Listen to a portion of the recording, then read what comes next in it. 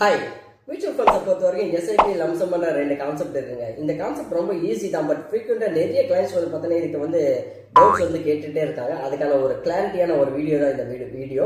So SIP பொறுத்த வரைக்கும் என்னன்னு கேட்டிங்கன்னா சிஸ்டமேட்டிக் இன்வெஸ்ட்மெண்ட் பிளான். இது ஜெனரலாக எல்லாருக்கும் தெரியும். பட் இது யார் சூஸ் பண்ணலான்னு கேட்டிங்கன்னா like a salaried person. So அவங்க வந்து ஃபிக்ஸடாக ஒரு சேலரி டேட் வரும். அந்த சேலரி டேட்டில் தான் வந்து பார்த்தீங்கன்னா அவங்க வந்து பார்த்தீங்கன்னா லைக் கான்ட்ரிபியூஷன்ன்றது பண்ண முடியும். அவங்க வந்து பார்த்தீங்கன்னா எஸ்ஐபி என்ற ஒரு கான்செப்டை சூஸ் பண்ணுவாங்க.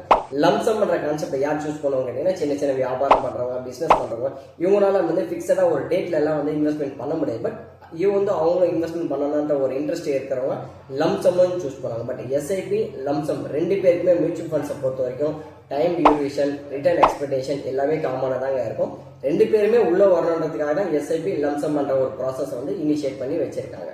ஸோ இது ஒரு ப்ராசஸ், சரிங்களா? இதுக்கு அப்புறம் எஸ்ஐபி, எஸ்டிபி, எஸ்டபிள்யூபி இதுல நிறைய டவுட்ஸ் இருக்கு. இது எந்தெந்த ஃப்ரீக்வன்சில நம்ம யூஸ் பண்ணணும்ன்ற ஒரு கான்செப்ட் நம்ம இதுல பார்க்கலாம்.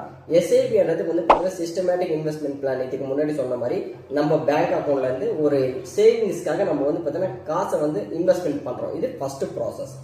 எஸ்டிபி அதோட ஃபுல் ஃபார்ம் என்னன்னு கேட்டீங்கன்னா சிஸ்டமேட்டிக் டிரான்ஸ்ஃபர் பிளான். ஸோ இதை நம்ம எதை வந்து ஐடென்டிஃபிகேஷன் பண்றோம்னு கேட்டீங்கன்னா நம்ம காசை இன்வெஸ்ட்மெண்ட் பண்ண போறோம்.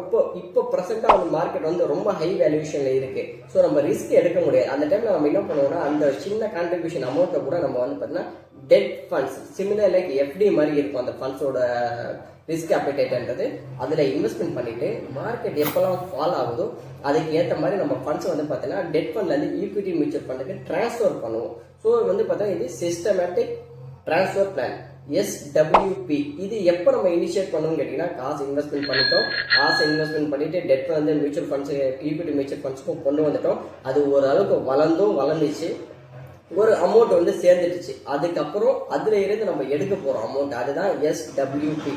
ஸோ இதுதான் வந்து பார்த்தீங்கன்னா லாஸ்ட் ப்ராசஸ். ஃபர்ஸ்ட் எஸ்ஐபி, ரெண்டாவது எஸ்டிபி, மூணாவது தான் எஸ்டபிள்யூபி.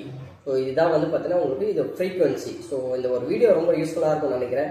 இருந்துச்சுன்னா இந்த வீடியோ லைக் பண்ணுங்க, அந்த சேனலை மறக்காம சப்ஸ்கிரைப் பண்ணுங்க. ஸோ இதே மாதிரி ஒரு புது கண்டென்ட்டோட, இன்ட்ரெஸ்டிங் கண்டென்ட்டோட நான் உங்களை நெக்ஸ்ட் வீடியோவில் பார்க்குறேன். Until see you, bye bye.